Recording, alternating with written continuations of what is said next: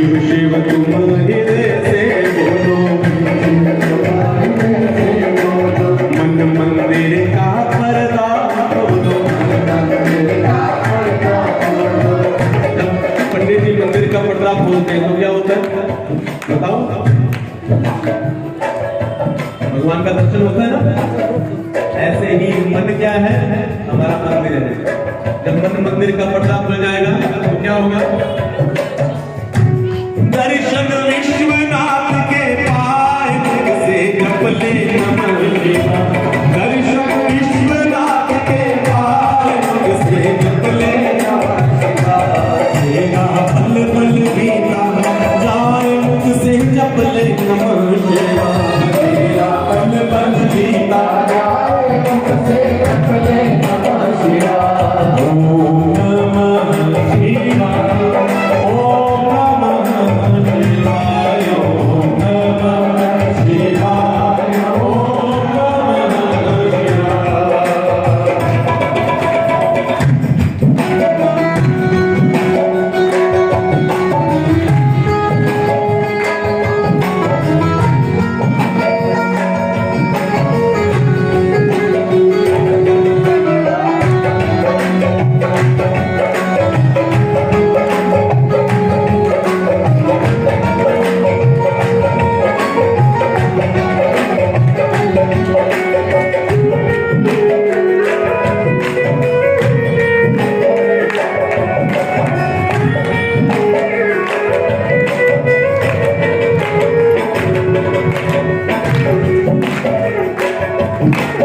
शिव पूजन के मस्त बनेगा, शिव पूजन में भक्ति सुदारस पान पिएगा। तेरी बन जाए गोविंद नाम गाए, तेरी बन जाए शिव नाम गाए, हमारी बन जाएगा। शिव पूजन में मस्त बनेगा, भक्ति सुदारस पान पिएगा। तेरा तन मन साथ न जाए से जप ले नमः शिवाय। तेरा तन मन साथ न जाए से जप ले नमः शिवाय। तेरा पल पल बीता जाए से जप ले नमः शिवाय। तेरा पल पल बीता ओम नमः शिवाय। ओम नमः शिवाय। ओम नमः शिवाय। ओम नमः शिवाय। ओम नमः शिवाय। ओम नमः शिवाय। ओम नमः शिवाय। ओम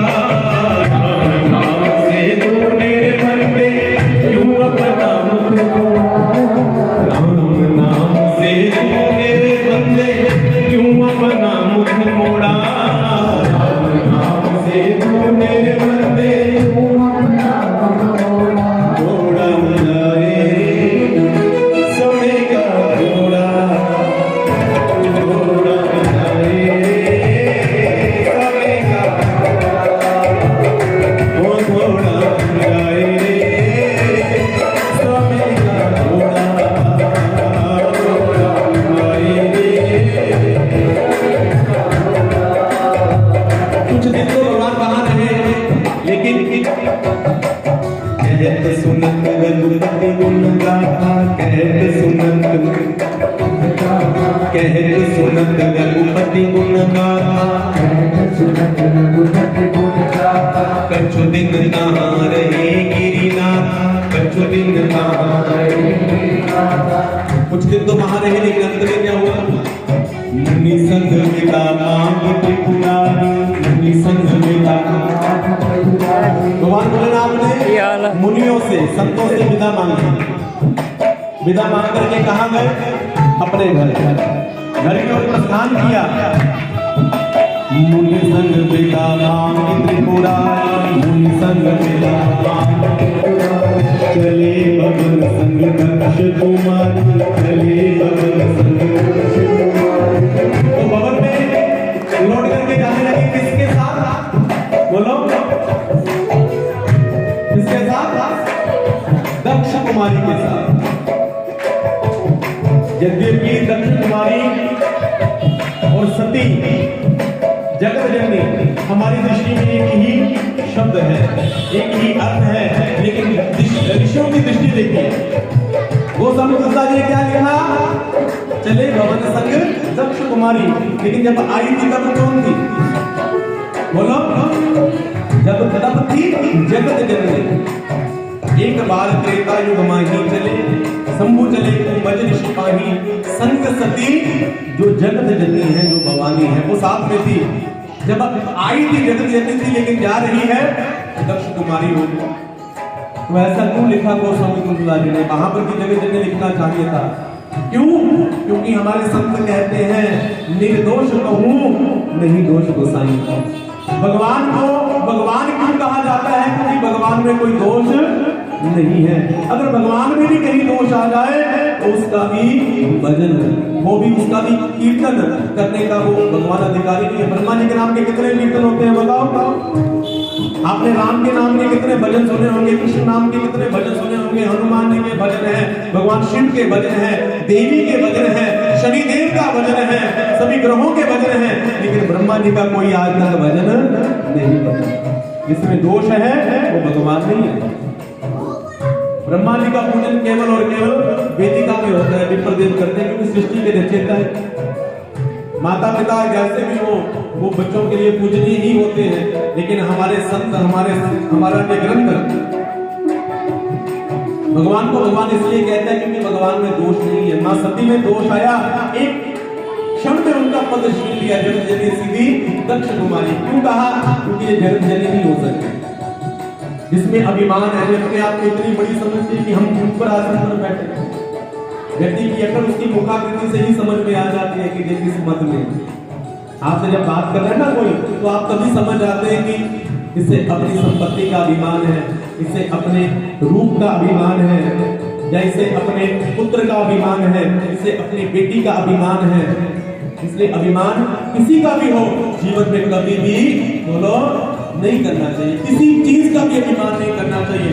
तो कहा कि ये भगवान भोलेनाथ की पत्नी नहीं हो सकती, ये जगत जननी नहीं हो सकती।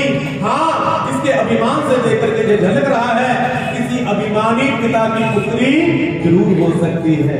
चले भवन संग दक्ष कुमार, चले भवन संग दक्ष कुमार। जैसे ही भगवान निकले, भगवान राम का आह्वान किया, भोलेनाथ ने कहा कि प्रभु आपकी इतनी सुंदर कथा सुन करके आया हूँ। त्रेता युग का समय है प्रभु, आपने इतना सुंदर राम अवतार लिया है, मैं आपके दर्शन करके आया था, थोड़ी और कृपा कर दो, मुझे थोड़ा और दर्शन दे दो। भगवान राम ने उसी समय पर्दा लगाया। उस दारुक वन में, दंडक वन में भगवान राम अपनी पत्नी सती सीता के विरह में कातर होकर के सीते सीते सीते कहां रो रहे हैं, कूट कूट करके। भगवान सदाशिव ने भगवान की दशा को देखा और भगवान को नमस्कार किया। प्रभु धन्य है आप। राम राम राम बोलो, राम राम राम, राम राम राम बोलो, राम राम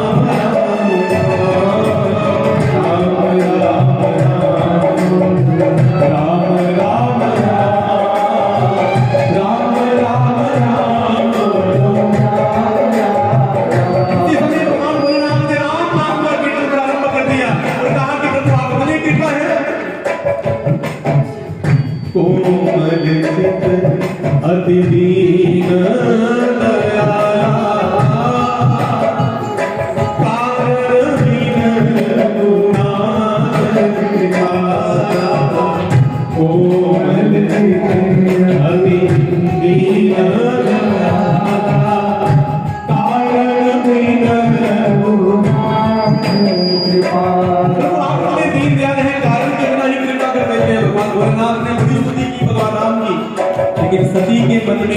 और भगवान से कहती है कि प्रभु आप भगवान की कथा में इतने खो जाते हैं कि साधारण मानव भी आपको राम नजर आता है। तो भगवान भोलेनाथ ने माँ सती को समझाया, लेकिन माँ सती की हृदय की बात समझ में नहीं आई। भगवान शिव ने कहा है ना माँ पार्वती, भगवान भोलेनाथ महादेव है, सबसे बूढ़े देव है, सबसे जो बूढ़ा व्यक्ति होता है वो ज्यादा एक्सपीरियंस वाला होता है, उसका अनुभव ज्यादा होता है। भगवान भोलेनाथ ने माँ पार्वती को अनुभव कहा है ना, आपको भी वो अनुभव पता है, कौन सा अनुभव है भगवान भोलेनाथ का? चुपाई सुनिए ना, उमा हूँ मैं अनुभव अपना, सब हरि भजन जगत सब सपना, उमा गाओ गाओ, अनुभव अपना सब हरि भजन जगत। भगवान भोलेनाथ की बात को मान लो, भगवान का अनुभव है कि संसार के सपने की तरह है। सती भगवान का वचन ही सत्य है कि भगवान राम को प्रणाम करो, भगवान कितनी सुंदर लीला कर रहे हैं। महाराज आप जैसा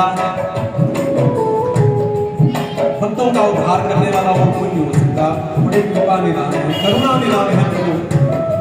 मां सती के मन में थोड़ा सा भी भगवान के प्रति प्रेम जागृत नहीं हुआ। भगवान भोलेनाथ ने बहुत समझाया, लेकिन अंत में भगवान भोलेनाथ को कहना पड़ा, जो तुम्हारे मन अति संदेह गोविंद जाहि परीक्षा ले, जो तुम्हारे मन अति संदेह गोविंद जाहि परीक्षा। तो अंत में भगवान भोलेनाथ को हार करके कहना पड़ा, सती अगर तुम्हारे मन में ये विश्वास नहीं हो रहा कि मैं जो कह रहा हूँ वो सत्य है, तो जाकर के एक बार परीक्षा ले लो मेरे नाम की। तो सती ने एक क्षण भी नहीं लगाया, तो हाँ ये उपाय आपने बताया, मैं भगवान की परीक्षा लूंगी। जीवन में सती का ये चरित्र हमारी माताओं को, हमारी बहनों को ये निर्देश करता है कि जीवन में कभी भी अपने से बड़े का जो कहना है वो सहजता से मान लेना चाहिए। माँ के पिता गुरुवर की बानी, बिनु विचार कर ही शुभ जाना, ज्यादा विचार विमर्श नहीं करना चाहिए। लेकिन सती ने भगवान भोलेनाथ की बात पर विश्वास नहीं किया और भगवान ने विरोध में कह दिया था कि अगर तुम्हें विश्वास नहीं है तो परीक्षा ले लो मेरे राम की। तो एक क्षण भी नहीं लगाया, परीक्षा लेने के लिए गई। कैसे परीक्षा ली आप सभी जानते हैं, उस मार्ग में बैठ गई जिस मार्ग में भगवान राम लक्ष्मण के साथ मां सीता को ढूंढते हुए आ रहे थे, विलाप करते हुए भगवान आ रहे हैं, और जिसका चिंतन हो रहा मां सीता, उसी का रूप धारण किया मां पार्वती ने, मां सती ने, और उसी मार्ग में बैठ गई। और बैठ करके भगवान राम को आते हुए देखा, भगवान ने दूर से देखा, लखन ने दूर से देखा। लखन जी को थोड़ा सा भ्रम हुआ कि ये क्या लीला है प्रभु, लेकिन चुप रहे, शांत रहे। जैसे ही भगवान पास में आए और आकर के कहा कि हे जगत जननी, हे भवानी, हे मां सती, मैं दशरथ का बेटा राम आपको प्रणाम करता। अब भगवान को पता था कि ये सती है जो सीता का रूप धारण करके बैठी हुई है। भगवान अपनी जो प्रशंसा है वो भी कर सकते थे कि सती आप मेरी भिक्षा लेने आई हो, मैं तो विष्णु का अवतार राम हूं, लेकिन भगवान का अवतार है मर्यादा पुरुषोत्तम। भगवान ने वहां पर अपना कोई भी प्रभाव नहीं दिखाया। भगवान ने कहा कि हे मां, मैं दशरथ का बेटा राम आपको प्रणाम करता हूं। मां, ये जंगल जो है, ये अरण्य जो है बड़ा खतरनाक है, इसमें आप अकेली मत घूमिए। मेरी पत्नी अकेली थी, उसका हरण हो गया, वो अभी तक मुझे मिल नहीं गई, इसका कोई अता पता नहीं है। इसलिए ये माया भी जंगल है, आप शीघ्र अतिशीघ्र यहाँ से चले जाइए। भगवान भूत बावन भोलेनाथ कहाँ है, जब भी मिले उनको मेरा प्रणाम कर देना, मैं अपनी पत्नी की खोज कर रहा हूँ। फिर सीधा सीधा कहते हुए आगे निकल गए। सती के पांव तले जमीन निकल गई। ये तो वास्तव में भगवान है। ये तो वास्तव में भगवान निकले, मैंने इनका अपमान कर दिया, मैंने इनकी परीक्षा ली, भगवान भोलेनाथ के ऊपर विश्वास नहीं किया और भगवान भोलेनाथ के पास गई और एक अनर्थ तो किया था और दूसरा अनर्थ और कर दिया जो भगवान भोलेनाथ को बिल्कुल भी पसंद नहीं है। फिर भगवान भोलेनाथ प्रसन्न मुद्रा में पूछ रहे कि देवी परीक्षा ली तो क्या कहा, कछु नहीं परीक्षा लीन गोसाई, करो प्रणाम तुम्हारी नाई, कछु नहीं परीक्षा लीन गोसाई, करो प्रणाम तुम्हारी। तब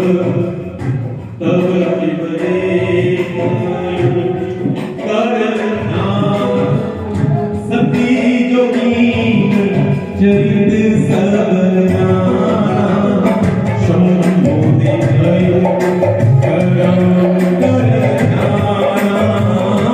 सती जोगीन चरित सब। भगवान ने ध्यान लगा कर देखा कि सती ने जो नृत्य किया है वो भगवान ने सारे का सारा देख लिया।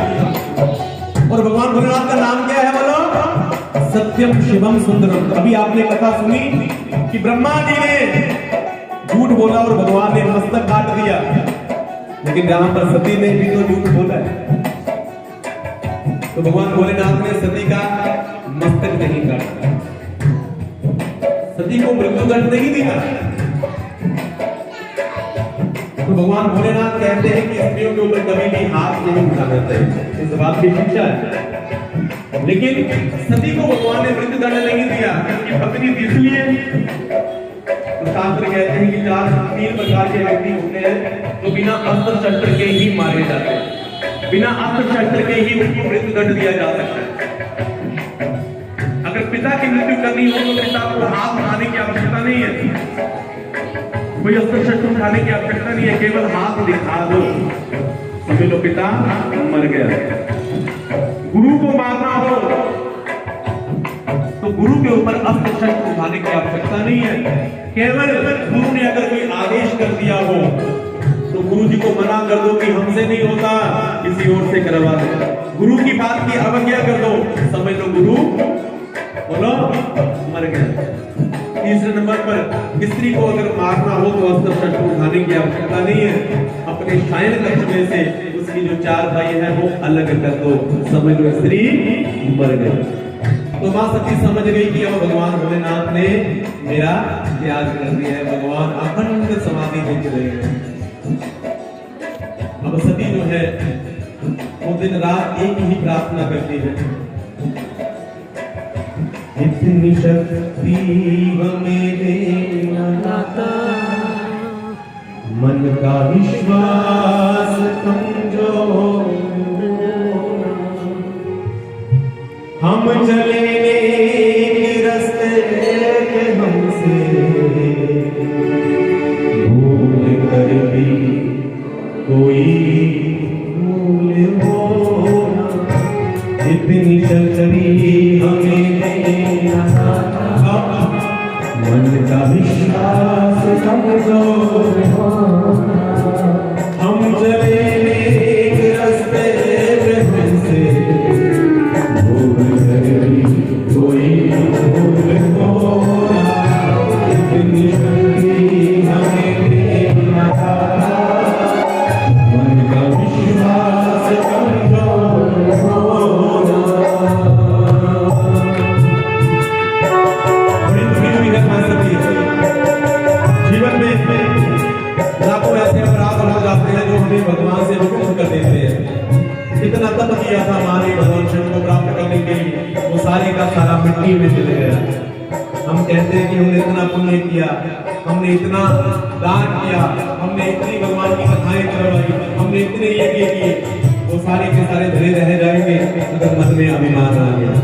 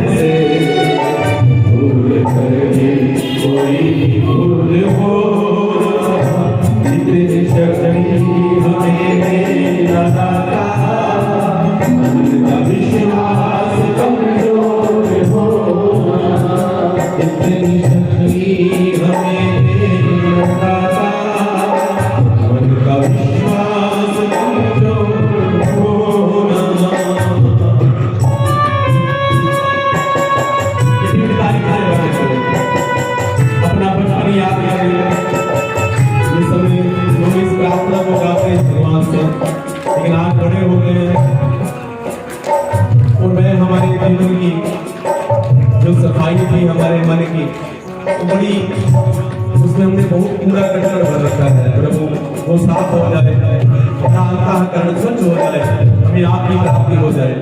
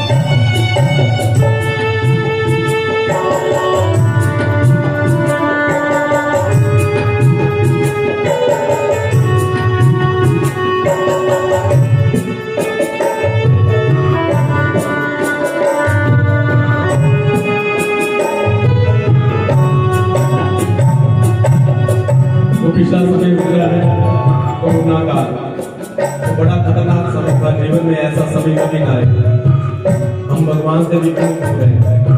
लेकिन ये जो कोरोना आया था, ये हमारी ही लापरवाही के कारण, जो हमने अपने सनातन को, जो हमारी परंपरा है, जो हमारी सभ्यता है, जो हमारे संस्कार हैं, उन्हें हम भूले बैठे। भगवान कहते हैं कि जहां सफाई वहां खुदाई, लेकिन हमने इतना अत्याचार किया इस पृथ्वी के ऊपर। भगवान ने हमें कहा कि बेटा, ये पृथ्वी तुम्हारी माँ है, अपनी माँ का दोहन करो। दोहन का अर्थ होता है गाय का जैसे दूध निकालना, उतना ही लो जितनी आवश्यकता है। लेकिन जब हम दोहन की जगह शोषण करना प्रारंभ कर देते हैं, तो तब समझ लेना कि हमारा निकट समय, अंतिम समय जो है वो निकट ही है। गौ को इंजेक्शन लगा करके हम दूध निकाल रहे हैं, पृथ्वी में खाद डाल करके हमने पता नहीं क्या क्या जो गुरुत्वा शक्ति है उसको कम कर रहे हैं। तो ये कोरोना तो एक ट्रेलर है, लेकिन ये प्रार्थना आपकी नहीं है, बहुत पहले की है। मुझे लगता है कि हमारे जन्म से भी पूर्व की ये प्रार्थना होगी। लिखने वाले ने कितने सुंदर शब्द लिखे हैं, हम सजा पाए अपने लिए, मौत आए तो सहले खुशी से, हम सजा पाए अपने लिए, मौत आए तो सहले खुशी से, कल जो गुजरा है फिर से न गुजरे, कल जो गुजरा है फिर से न गुजरे, आने वाला वो कल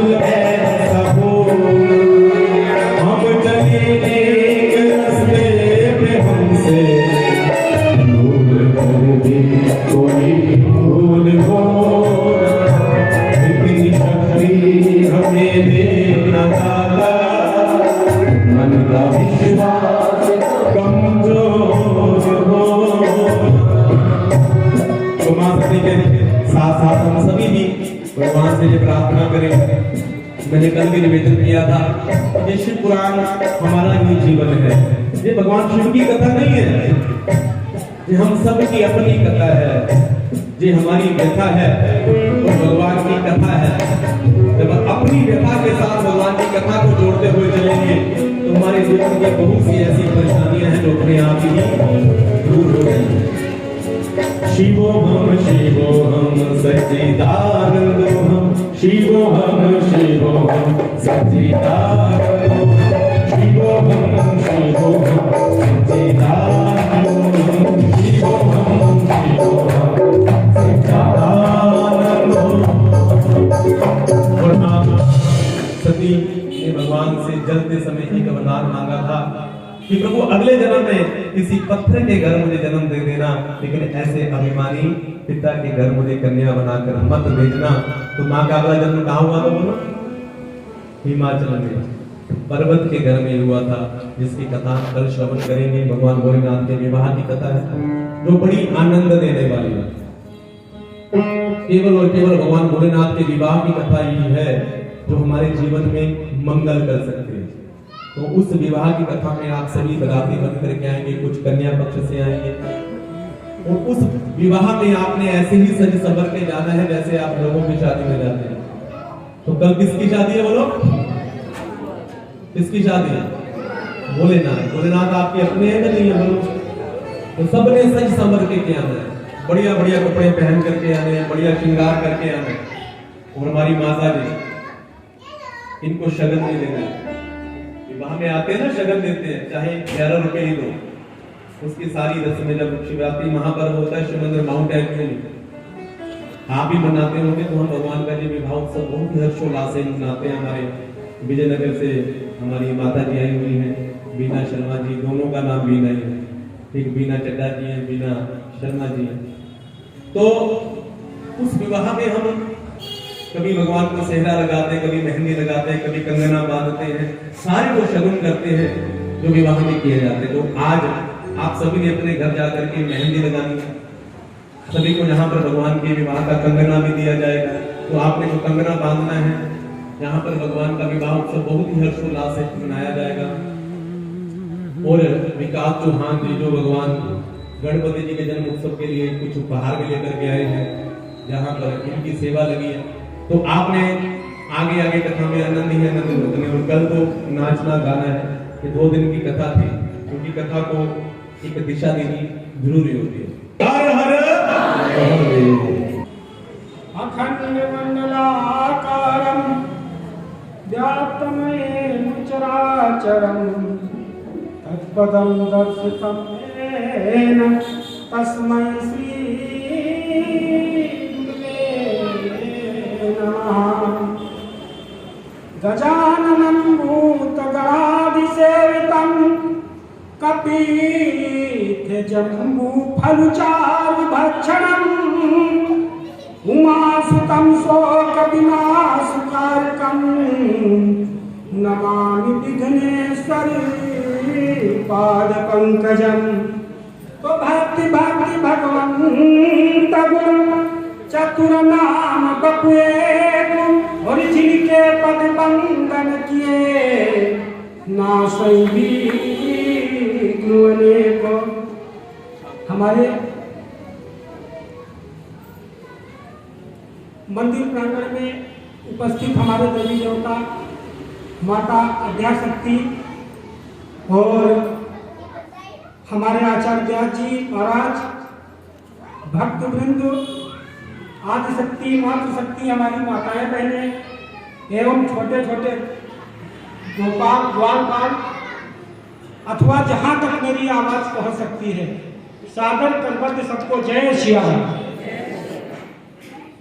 और देखिए, इस मानव जीवन का विषय केवल यही है कि भजन करके भगवान को प्राप्त हो जाए।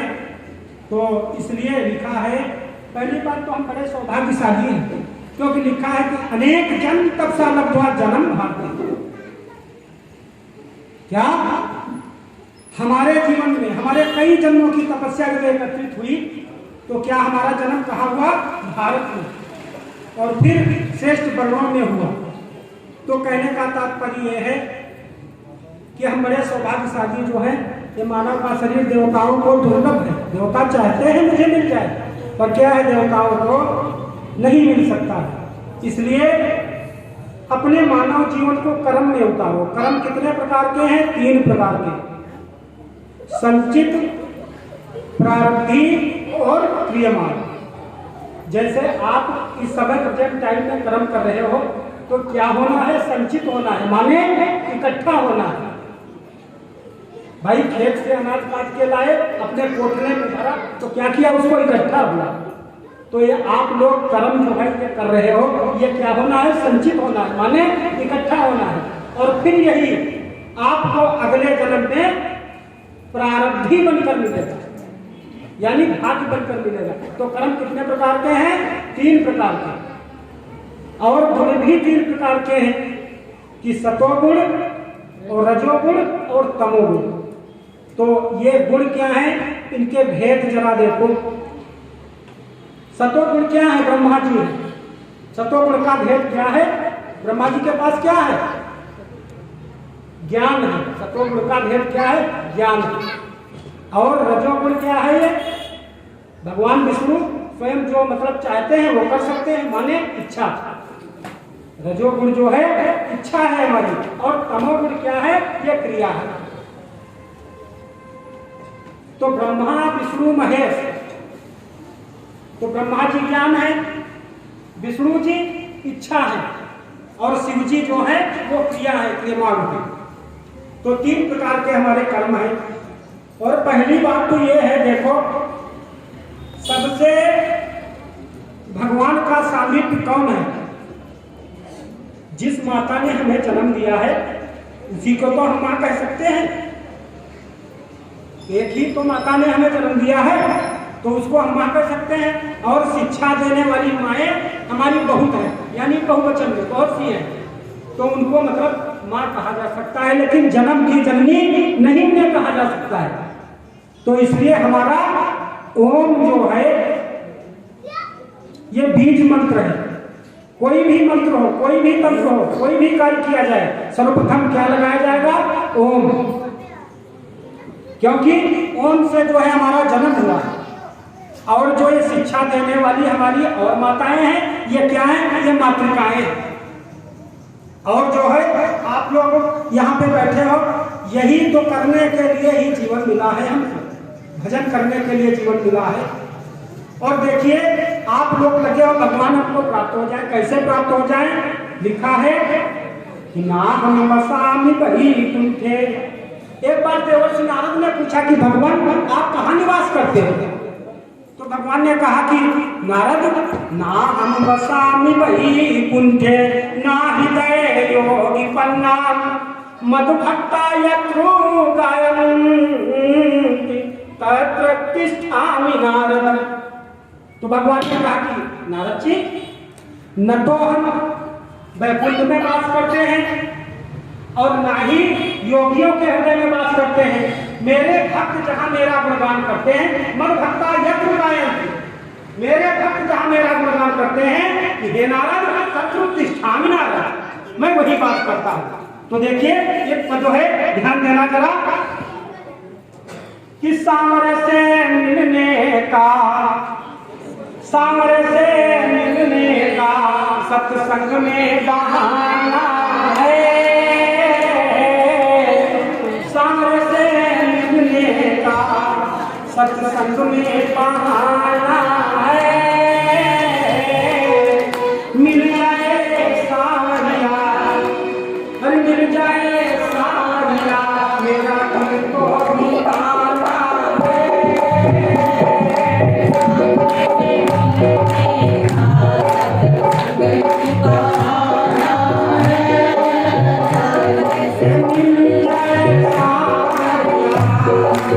मिल जाए सावरिया, मेरा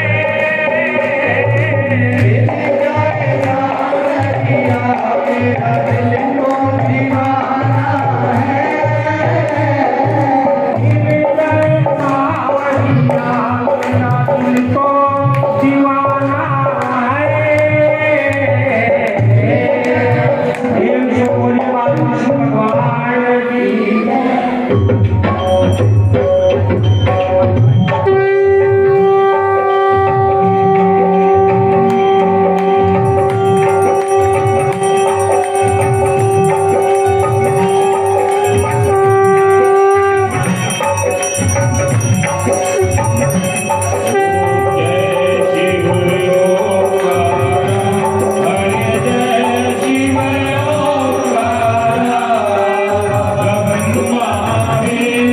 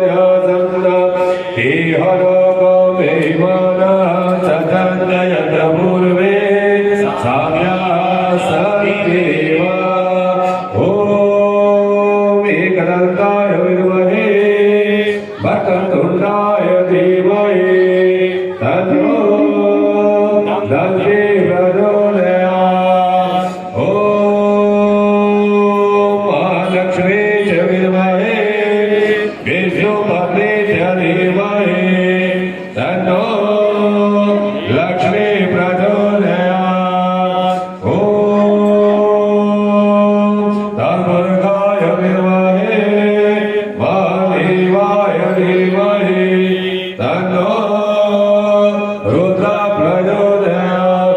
नानास्तुते पुष्पाणि यथा कालोद्भवानि च पुष्पाणि मया दत्तानि गृहाणममीश्वरः।